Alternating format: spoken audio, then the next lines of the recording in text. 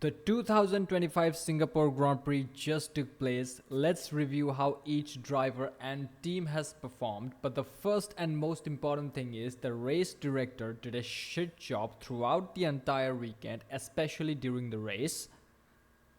We didn't see any of the cool actions. Fernando Alonso overtakes, Carlos Sainz overtakes, the progress of Alexander Albon through the field, the brake failure of Lewis Hamilton, due to which Fernando Alonso closed up to him almost, and he was off the track almost in every corner for the last couple of laps. We didn't see any of the cool shit. And we only saw the women that these drivers were fucking from time to time and the crowd shot. So, congratulations to the race director. I mean, I really don't understand what Formula One management is doing. Either way, other than that, the Grand Prix was actually decent. Not much in terms of track action that was happening. The race actually came alive towards the end of the race. And we didn't see any of the actions. But overall, the race was kind of boring. But at the same time, it was interesting because of certain developments. We will talk about the Oscar Piastri situation when we will get to that team and driver. But first, we will start with Sauber. They had a weekend to forget. I mean, there's really nothing much to talk about it. They had decent pace, I would say, especially for Nico Hülkenberg after he qualified well. He could have gotten into Q3, but with a tight field and the Haas of Oliver Behrman being the quicker car, it was difficult. But at the same time, as the race began, they just went backwards. Gabriel Bortoleto had this collision with Isaac Hadjar, I think, towards the beginning of the race. Isaac Hadjar or Behrman, someone. And then Nico Hülkenberg spun around while trying to make an overtake. He spins, I think he was trying to overtake Pierre Gasly at the moment, and the dirty air and the turbulence and whatever, he just lost it. And in Singapore, it's basically impossible to overtake unless you're Fernando Alonso with a tire advantage, but that's really about it, and their weekend was done. Since the podium in United Kingdom in the Silverstone Grand Prix, I don't think Nico Hülkenberg has scored. Correct me if I'm wrong, but anyway, these guys definitely need to go ahead and find some performance. And because of all of the drama and shenanigans that were happening ahead, we kind of forgot about them. We move on. Alpine. So Alpine have publicly given up on the development of the car. They have publicly stated on the on their social media handles that the remaining few races are going to be difficult, but we keep our head down and keep pushing. We never give up on all this bullshit. So basically, they know that they are not going to be competitive at all. There will be 0 points for the remaining races. And it is what it is. The fact that Pierre Gasly started from the pit lane and finished P19 is actually impressive. And the fact that Franco Colapinto qualified P16 was impressive. And this is the thing that I'm starting to notice about Franco Colapinto, is that now he is starting to close the qualifying gap to Pierre Gasly, which is a big thing. Pierre Gasly is the Max Verstappen of that team, and to do that to the Max Verstappen of your team is not an easy thing to do. So big shout out to Franco Colapinto for not losing any positions throughout the race. And until 2026, I guess we will not see the true potential of Franco, because right now he's not fighting with anyone. I mean, in terms of his pace, in terms of how smoothly he's executing the race weekends, it has become better. But at the same time, his racecraft and fighting and dealing with the pressure and all those things, we need to see with time. He definitely has the talent, by the way. We move on. Racing Bulls. Visa Cash App Racing Bulls. So the first thing I want to talk about is Liam Lawson's race execution, which has been really well. He started on, I think, the medium tires, and he ran it to lap 40 or something. He was P5 or P7 at this point. Then he pitted, he came out back, and the pit strategy actually kind of screwed Liam, because based on their calculations, he was supposed to be ahead of the DRS train. Whatever DRS train that was, I forgot, and luckily we didn't see much of anything on track thanks to the blindness of the race director. But Liam Lawson's pit wall made a miscalculation, and instead of pitting him ahead of a DRS train, he was right at the back of it. And if you're in the back of a DRS train in Singapore as a midfield team, you definitely are not going to make any progress. The other guy, Isaac Hadjar, I'm really sad about how his weekend panned out, because he seems to be a future world champion. I genuinely believe and I think Helmut Marko believes it too. I genuinely believe if you give Isaac Hadjar the second Red Bull, he will make something out of it. Obviously, I'm not saying he's going to be as quick as Max Verstappen, but at the same time, the way he is performing, his mindset, his mentality to get the most out of the car, because he qualified P8, which is not bad if you consider RB is a midfield team, and also if you consider that people around him were too close to him. Like the field is actually very bunched up, especially in the midfield. There is Fernando Alonso, there is what's his name? Both of the Williams. I mean, Williams were kind of disqualified from the qualifying. Then there was the Haas of Oliver Behrman. All those guys were pretty close to one another, and the fact that Isaac Hadjar was disappointed after qualifying P8 speaks volumes about his mindset. The unfortunate thing that happened with him was in the race, and even though he finished P11, he was just outside of the points, like top 10 point scoring position. He drove a phenomenal drive. So his car had some technical issue. His engine was losing some pace and performance, and he was losing 4/10 around every lap. And with that, he defended against Fernando Alonso for a couple of laps. I think it was a lap. He did great defense. So Isaac Hadjar, phenomenal racecraft, great defensive skills, definitely a future world champion. Will be Max Verstappen's teammate in 2026. Should have been Max Verstappen's teammate, but fortunately, they are giving Isaac Hadjar a little bit of extra time to get used to the groove of Formula One, and then all of his hopes and dreams are going to be shattered come Melbourne in 2026. Within a few Grand Prix, he will realize that only Max can drive the car, and the way Max drives the car is impossible to mimic because of the upbringing that he had. But either way, if anyone has the fair chance of taming the second Red Bull and being a worthy teammate to Max Verstappen, it's going to be Isaac Hadjar. We move on. The Williams boys. This is an interesting one. So Alexander Albon was very vocal about the potential performance of Williams from the start of the weekend.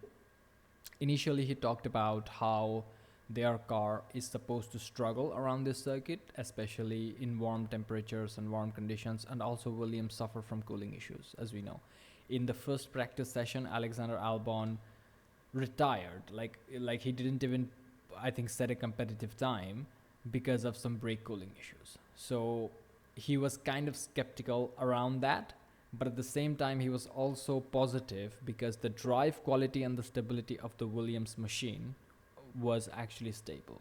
And the Carlos Sainz drive from P18 to P10 and Alexander Albon's drive from P19 to P14, which is not that shabby. He didn't score any points, but his drive was actually pretty good. Carlos Sainz did a phenomenal job. We didn't see any of the Carlos Sainz overtakes because the race director was busy showing the women that Carlos Sainz and other drivers fucked in their free time. Like, that's literally what we saw. We saw the wives and girlfriends and, one night stands or whatever of these drivers, and we have not seen any kind of cool racing action. We didn't see any of amazing overtakes by Carlos Sainz at all.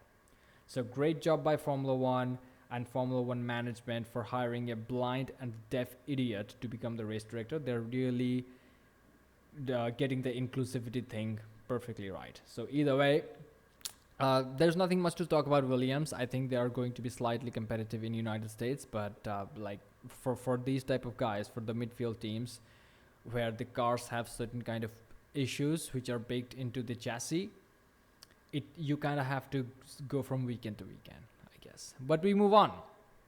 Haas. Now, first of all, my favorite rookie, Oliver Behrman, scored a point, so big shout out to him. Amazing drive. Qualified P9, finished P9, didn't lose any position. For a second, it looked like he wouldn't because he was after the pits. In Singapore, anything can happen, but fortunately, the race came to him towards the later stages, and he kind of managed to have a lonely-esque race. He was mostly alone, and he had a couple of overtaking maneuvers, I think, or maybe a defensive maneuver. He was defending from someone. But either way, Oliver Behrman, phenomenal drive. Esteban Ocon, a driver that I'm not particularly fond of. The reason why I say that is because people think I have something against Esteban Ocon. And by people, I mean the two people who usually watch all of my videos. I have nothing against Esteban Ocon as a human being. As a human being, I respect him massively, came from nothing, made it into Formula One, has won a race win, whatever. But as a driver, as a Formula One driver, he's a piece of shit. That's all I have to say. But either way, happy that he had a terrible weekend as per, and I think my powers in controlling the fate of Esteban Ocon are growing by the minute, which is a very impressive thing to see, especially in the world of Formula One. We move on. Aston Martin. Okay. First, we will give a quick shout out to Fernando Alonso, because first he started 10th. Now from P10 to P7, it looks like, oh, he gained 3 positions. It's not that amazing of a drive. It's a phenomenal drive, by the way. Let me explain to you how. So first, Fernando Alonso starts P10 on the soft tires. He doesn't make that much progress, but he still manages to do like 35 laps or something on those soft tires. After that, he pits for mediums, and his pit stop is 7 seconds longer than usual. So normally it should be 2 seconds. His pit stop was 9 point something seconds. So it was 7 seconds deficit. So all of the ground he made by nursing those soft tires in Singapore for 30 something laps went away. But still, this is Fernando Alonso we are talking about. He had mediums when everybody around him had hards, and he started picking them up one by one. First was Isaac Hadjar, who had that engine issue. If Isaac didn't have that engine issue, I doubt Fernando would have got past him. But still, Fernando got past him. Either way, credit to him. And then he just looked forward. He just continually made progress. And towards the end of the race, I genuinely thought he would overtake Lewis Hamilton, because Lewis Hamilton had brake failure, 2 laps to go. And he was just driving like crazy. Lewis was he created his own track. He went off the circuit here, off the circuit there. I rarely think he was rarely keeping it on the road. And Fernando was closing massively. And when he finished behind Lewis in the line, he said on the radio that I cannot fucking believe that this guy with a brake failure, which is a danger, it is a danger, is still not told to retire. And he was driving like a maniac. He left the track multiple times. I mean, Lewis was basically driving off track, and nothing happened. But fortunately for Fernando, his P8 finish became a P7 finish, because the FIA finally gave Lewis Hamilton a slap on the wrist, which is a 5-second time penalty for leaving the track and gaining an advantage, which is, completely and totally well deserved. Fernando Alonso, driver of the day, absolutely deserve it. One of the most promising rookies on the grid. He is the only guy who is carrying the Aston Martin team. Now let's talk about the window licker, shall we? So starts P15, looks decent, and everything just went away from him in the second stint. Right after the pit stop, he was on medium tires, and for some reason he couldn't make them work. He was just not slipping and sliding, but he really didn't have the mechanical grip to attack the corners.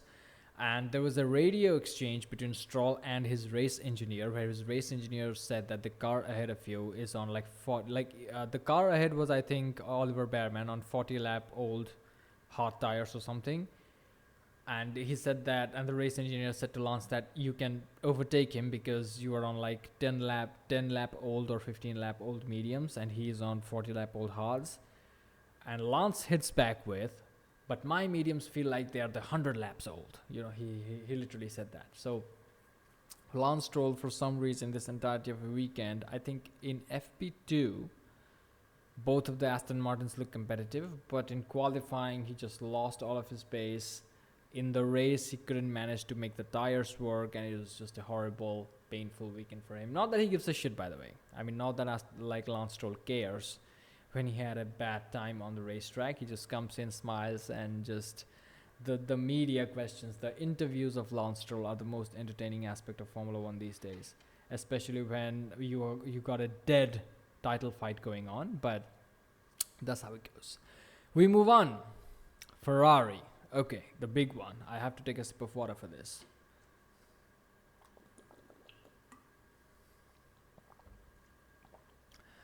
The thing about Ferrari is that they always promise that this season is going to be fantastic, and it is never fantastic. But now they have leveled up and they're doing it from race to race. Every race they arrive, they are very promising. They are like, oh my god, Ferrari is quick. Like from Monza, I would say. They arrived in Monza and everybody got their hopes up like, okay, this is Monza. Ferrari typically does well here. They shit the bed 7th and 8th, something like that. Doesn't matter. Then comes Azerbaijan. They topped the timing sheets in FP2. Lewis Hamilton P1 and Charles Leclerc P2 in FP2. Everybody thought that they're going to have good pace. When executing the pit stop like the qualifying sessions, they fucked up Lewis's qualifying session. They put him on used soft tires and he couldn't improve and he was knocked out in Q2. And Charles Leclerc fucked it into the barrier. So that was that. So that is another weekend in which we started with high hopes and it crashed. Literally in the case of Charles Leclerc. Now, we went to Singapore and everybody was like, Ferrari are going to be strong. Ferrari are going to challenge McLaren because historically, if you look at Ferrari's performance, this is the one track, Singapore is the one track that you can kind of bet on it and be like, you know what, they're going to be competitive. You can at least say that.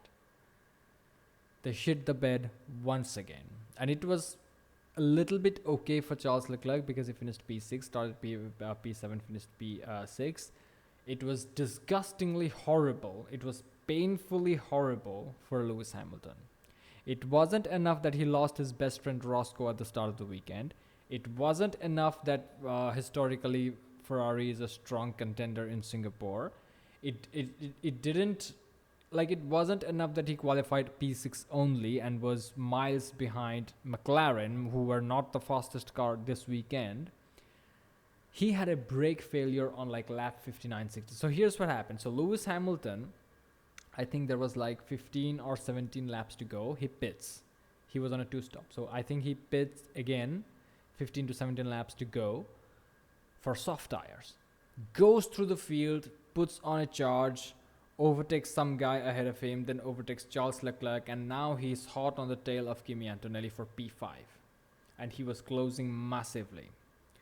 Unfortunately, his brake got destroyed. He lost the brakes, and you can see it on the video. This is something that the race director fortunately showed us. Not live, because God forbid. It was a replay from the onboard of Lewis Hamilton. We saw sparks come out of his front left. So the brake was fucked at this point. And then from a few seconds ahead of Charles to in a comfortable P6, he dropped all the way back to P8. And the weekend was just horrible and just went away from Lewis. So 2025, an absolutely horrible year for Lewis Hamilton. The promises of 2024, where Ferrari finished P2, a strong P2 in the constructor standings, only 14 points away from the mighty McLaren. Right now, look at them, they're fucked. And now, speaking of the battle for P2 in the constructor standings against Mercedes, these guys are going to lose. 100% these guys are going to lose. Because before the Singapore Grand Prix, I said that overall, Mercedes is a good team, so I'll give them the advantage. But in Singapore, Ferrari could be strong, and it depends how far they pull away from Mercedes in this Grand Prix. The opposite has happened. They have lost points to Mercedes in the constructor standings, and they're not going to get it back. Leclerc himself has said that the car has so much issues that even I have zero hope that we will have a miraculous weekend. Miracles don't happen. And the same thing is going to be true for Lewis Hamilton, and they're going to continue to struggle for the remainder of the season, kind of like Alpine, but since they're Ferrari, they'll be slightly ahead of the midfield. Right now, at this point, I want the Racing Bulls to beat the shit out of these two in terms of race pace and everything, because Ferrari are doing everything. They're putting their energy in everything except for building a good car. They're taking pictures, they're doing the catering, they're doing their memes, they're having their photo shoots, they're selling merch. At least build a nice fucking car and then do all of this drama, man. This is nonsense. I really wonder sometimes how these idiots have some fans. Like these idiots, I'm not talking about Leclerc and Hamilton, I'm talking about Ferrari team in general. How do these motherfuckers still have fans? They must hate themselves. I mean, I hate myself when I'm a Ferrari fan, so that checks out. We move on. Why the fuck we can't move on? We move on. Red Bull. Earlier, when Yuki Tsunoda scored some points in the Azerbaijan Grand Prix, I removed the Verstappen.com logo from over Red Bull, but now I think we need to put it back. Red Bull are now back being a one-horse team, and Yuki Tsunoda had a horrible time throughout the Singapore Grand Prix weekend. We will talk about Max Verstappen as well, because he wasn't having fun in that RB21 either. A lot of things to talk about. First, Yuki Tsunoda is shit. The performance in Azerbaijan was an aberration. It was it was an exception, not the status quo. And I got a little bit carried away. Like many of you, don't tell me that other people didn't get carried away. I got a little bit carried away because at least I wanted Yuki to go out on a high. He is leaving Formula One. Nobody's gonna fucking sign him. Not Red Bull. And based on how he has performed for the past 3 years in Formula One, being marginally ahead of a fucked up Daniel Ricciardo, being marginally ahead of an average Nick de Vries, and being decisive, being very clearly behind Pierre Gasly when they were teammates, Yuki Tsunoda has not impressed anybody. The only reason why he was in Formula One and is in Formula One still is because of the obligation that Red Bull has with Honda. Now the obligation is over, so this motherfucker will be kicked out. I thought for a second that, okay, maybe the stars for this Japanese guy is aligning and he's finding some performance. He's now learning how to extract the maximum juice out of the car. It's not happening anymore. So that's the thing about Yuki Tsunoda. Now, Max Verstappen endured a very tough weekend. So on the qualifying day, it looked good. So one of the biggest problems of Red Bull was that they struggle in tracks like Singapore, where there's a lot of high traction zones, slow corners, high downforce, that sort of thing.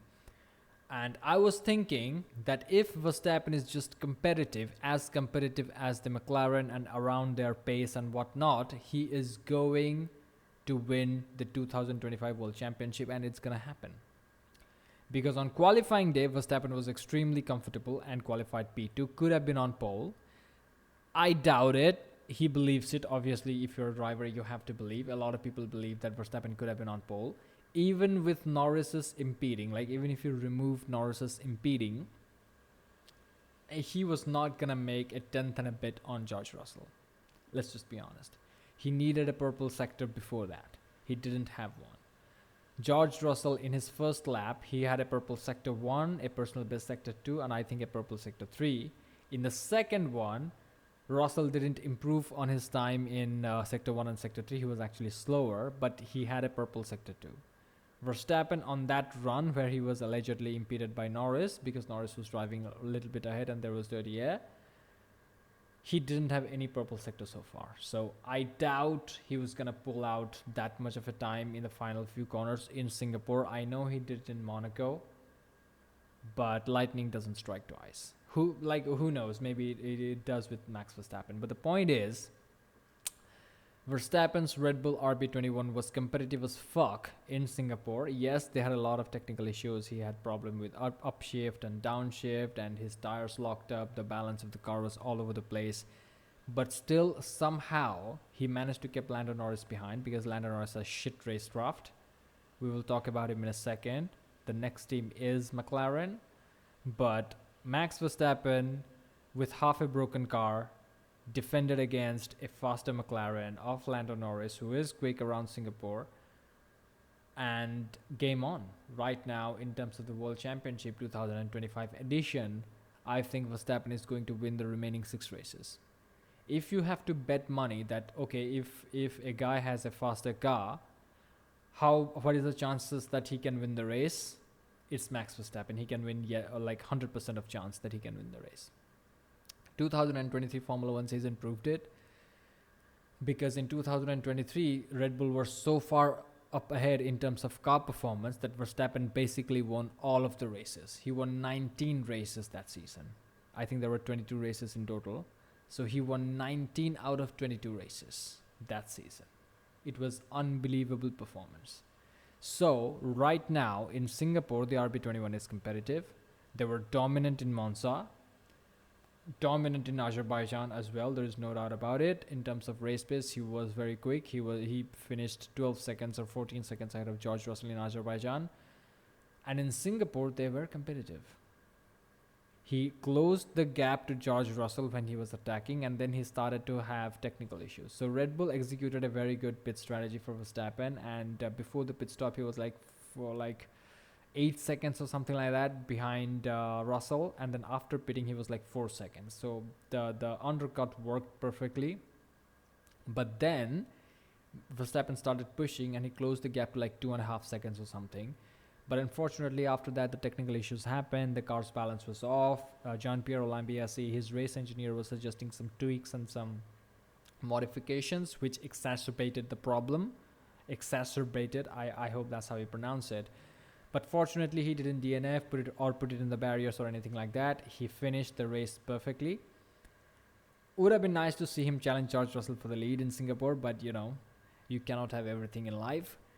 The point is, Verstappen was competitive in Singapore, which means he's going to win the remaining 6 races and win the 2025 World Championship. Just like Juan Manuel Fangio, he's going to make 5 in a row. 5 in a row. We move on. Why the fuck we're not moving on? We move on. McLaren. Okay. Now the thing about McLaren, okay, there's a lot to talk about, so I'm going to take a sip of water.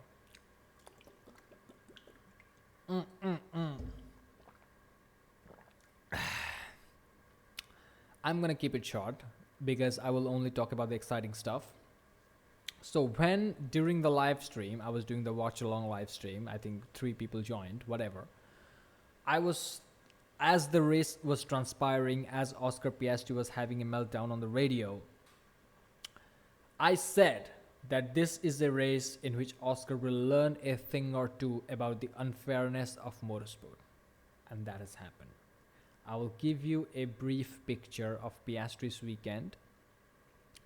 He was the faster McLaren throughout. In the practice sessions, it looked like Lando had the edge, but somehow Oscar Piastri managed to find that performance and put the pressure on Norris and perform better. Qualified ahead in P3, had a good start, decent, whatever. But Lando Norris had a good start as well, which is something that you don't usually say about him. The reason why Lando had a good start is because he was not starting on pole position. Lando is kind of habituated to start behind, like in the second row, third row, that sort of thing. So he started P5 on third row, had a good start, made a couple of positions. Now, when he was overtaking Oscar Piastri, he hit Oscar Piastri a bit, and Piastri kind of had to back off a little bit so that both of them don't go out. Both of them don't suffer from a DNF. And this is the time Piastri was thinking about the World Championship, right? Because he had a DNF in Baku. If he take an unnecessary risk, then he's going to DNF once again. And Max Verstappen is P2, and his pace on qualifying looked strong. And early pace in the race, although, it was just lap 1, Verstappen was kind of decent. He was on the soft tire, so it was okay. So Oscar Piastri is thinking for the World Championship, and he's like, you know what, Lando has barged in. Out of instinct, he just backed out. You know what, I'll talk to the team about it. And then he talked to the team. My teammate hit me and overtook me. Are we going to swap back because this is what FIA rules is? By this point of time, Lando Norris is pushing like a motherfucker, and he has closed the gap to Verstappen ahead in the road. This information is very critical and will be useful to us while we analyze the McLaren drama in the few minutes into the future. So anyway, Oscar Piastri said this on the radio. He said that my teammate fucked me. Now he's ahead of me. And by this time, Norris is closing the gap to Verstappen, putting the pressure on him. He was in and out of Verstappen's DRS. Oscar Piastri is having this full-blown nervous breakdown with his engineer. He's like, this is not fair. This is papaya rules. He got the position unethically. He needs to give that back. Then we can race. And all on deaf ears. Crickets. I mean, his race engineer, Piastri's race engineer, came on and he said some, politically correct bullshit like, right now we are not taking any action and there's no action, we are not going to do anything, and it's just race, keep your head down and whatever. And Piastri was like, he was banging the table, making a fist, and he's like, fuck you, this is not fair, and whatever it is. That's what he said. Now, this is a problem that I noticed with Oscar Piastri, that okay, you have been fucked over by the team for like 8th time in a row, I guess. At least push hard. At least push hard, put the pressure on Norris, attack Norris with everything you have got for the remainder of the race. It's still lap 1, it's still the initial part of the race. These conversations were happening like through the first few laps. Even if, let's say, 5 laps down, whatever, there are still 57 laps left. Attack Norris, he's right up there in front of you, and at the time he was. Piastri finished P4, Lando finished P3. It was like that the majority of the race. After Norris overtook Piastri, in a strong way, it was kind of a racing incident. If I'm being honest, it was Norris's fault. It's just a racing incident. Shit happens. But obviously papaya rules, right? That complicated everything. It was just a racing incident, but kind of papaya rule situation. So at least Piastri should, after being denied by the team, just push the fucking car to the absolute limit. And this is something that Piastri never does. He doesn't push. It happened in Hungaroring as well. So in Hungaroring, Charles Leclerc was on pole, Lewis Hamilton P12.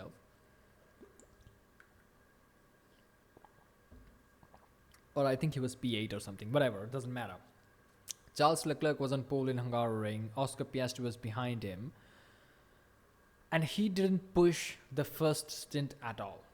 In the first stint in Hungaroring, Leclerc pulled like I think 3.5 to 4 seconds on Oscar Piastri in the initial part of the race, and Piastri was just chilling for no goddamn reason.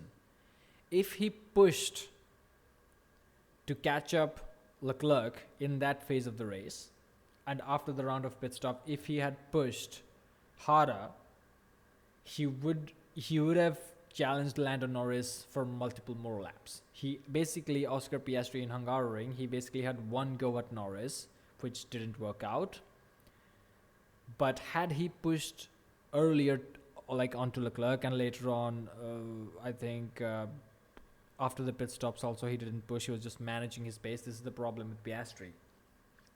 He probably could have won Hungaroring. The same issue got repeated in Singapore 2025, where even after the pit stop, I was constantly observing the gap between Norris and Piastri in the race, and this motherfucker was still there. The only time where Oscar Piastri made some ground on Lando Norris was when Lando was too close to Max Verstappen and it started costing him time, and Max Verstappen and Lando Norris, both of them were going to the back markers. That was the only time Oscar Piastri gained some time, and it was unimpressive as shit. It was very unimpressive. He was making like half a tenth per lap. Like that's how much he was gaining. At least push hard, put the pressure on your teammate, show him that you are not to be fucked with. Don't be a bitch and manage your fucking pace and bring the cars home. Don't do that. You are here to become a world champion. And you have seen it time and time again. Since Hungaroring, Lando had the strategic advantage. Lando was on a 1-stop, Piastri was on a 2-stop. Lando ended up winning the race. But throughout the season, in multiple occasions, you can see it night and day that the team supports Lando. When Piastri gets fucked, it's racing. And when Lando gets fucked, swap positions, papaya rules. And also, the pit stop was slow for Oscar Piastri. His pit stop was 5.2 seconds. Usually it should have been like 2 seconds. He was stationary for 3 seconds longer. Why wasn't Lando told on the pit, like by the pit wall, to lift off so that Oscar Piastri can close that 3 seconds gap? What kind of fair papaya rules is this? And this is something that Piastri needed to understand when he agreed for the switch in Monza. In Monza, Lando had a slow pit stop and they decided to swap. In Singapore, Piastri had a slow pit stop. Lando wasn't told to lift off. At least lift off. Let him come close. So anyway, I think Oscar Piastri did it in Monza because he kind of thought that this kind of situation will happen. He will get fucked over again by the team, which happened. And right now, I think the Constructors' Championship sealed. Oscar Piastri now knows the real face of the McLaren team. Hopefully, he will grow a fucking pair of balls and attack his teammate like he means it. He's not here to race. He's not here to have fun. You are here to attack Lando Norris weekend after weekend. Every psychological tactic and weapon you have in your arsenal, you have to use it against Lando Norris, because right now on your back is Max Verstappen. He has a whiff at the championship. He is not going to let it go, and you at least need to beat Lando Norris decisively. And in that journey, you grow as a driver. Who knows? You will steal a couple of wins from Max Verstappen and end up winning the World Championship. Then you will have more leverage. You can go to Mercedes. We move on. Finally, Mercedes. And there's really nothing much to talk about it. I know they have won the race, but big congratulations to George Russell for pulling it off. And Andrea Kimi Antonelli did a great job. Top 5 finishes back to back. Since Azerbaijan, he has been on the rise. In Europe, he was not that lucky, but outside Europe, it seems that he is having some good performance. In Canada, he had a podium, and here now, like 2 back-to-back top 5 finishes. The problem with Kimi, he could have been on the podium actually. He could have attacked Norris. But the problem that happened was he had a bad start, and Charles Leclerc was ahead of him. So when Leclerc was ahead of Kimi Antonelli, Leclerc is in a slower Ferrari, as we all know, it's a dog shit car. You cannot overtake in Singapore, especially not Charles Leclerc, unless you have a significant tire advantage. So he was stuck behind Leclerc, and fortunately he cleared him later on. We didn't see that overtake as well. Thank you, race director. They were busy showing the crowd shot and some of the women that these drivers fuck. But that's all we were seeing. But Kimi Antonelli, overall, he had a great performance. George Russell started P1, phenomenal pole, lap record. And it's reminiscent of 2018 performance by Lewis Hamilton. You know, Lewis Hamilton had an amazing pole position in 2018, and he recreated that picture. So big shout out to George Russell for keeping the Mercedes history alive. Phenomenal performance by George Russell, Kimi Antonelli, and Mercedes. And they are going to beat Ferrari to P2 in the constructor standings. This is the reality that we have to be used to. Thank you for watching. Like and subscribe, and I'll see you in the next one.